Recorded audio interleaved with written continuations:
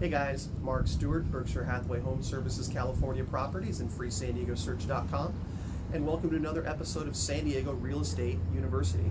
And today we're going to talk about something that's really important in a purchase and sale contract, and it's contingencies. Contingencies need to be understood by both buyer and seller because they are very accountable time frames that help a transaction move along in an orderly fashion. So in a purchase contract, buyers have generally three contingencies. The first one is your loan contingency.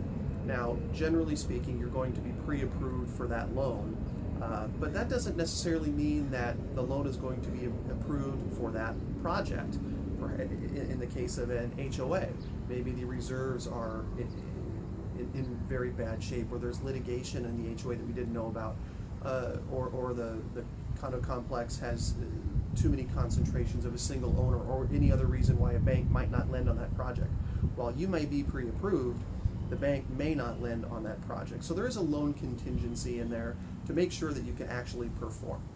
So that's really important. That's number one. Number two is an appraisal contingency, that the property must successfully appraise at or above contract value. If it does not, then you have the right to cancel or renegotiate.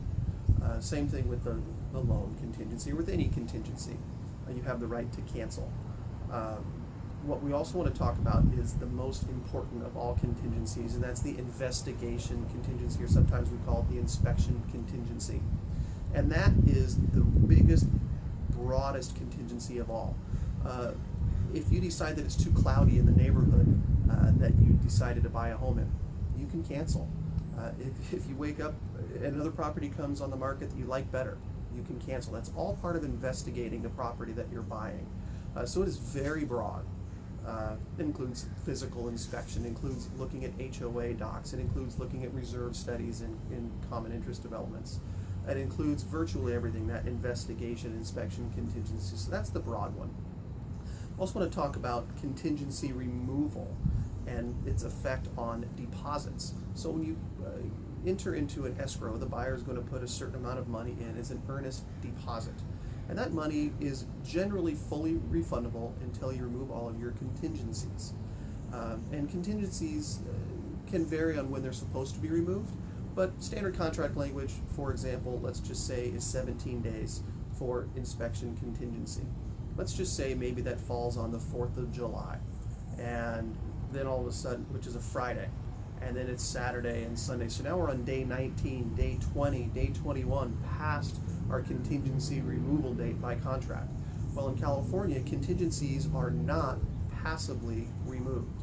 Let's say that again, they're not passively removed. You have to remove your contingencies with your pen as a buyer or seller, if there are contingencies involved for sellers. And until you remove those contingencies with your pen, they stay in effect in perpetuity. Not just investigation, but also loan and appraisal. Once you remove those contingencies with your pen on the contingency removal form, and then should you not complete the purchase, that's when your deposit is at risk. So we can talk a lot more about that, but this is a conversation I have with buyers and sellers on a weekly basis.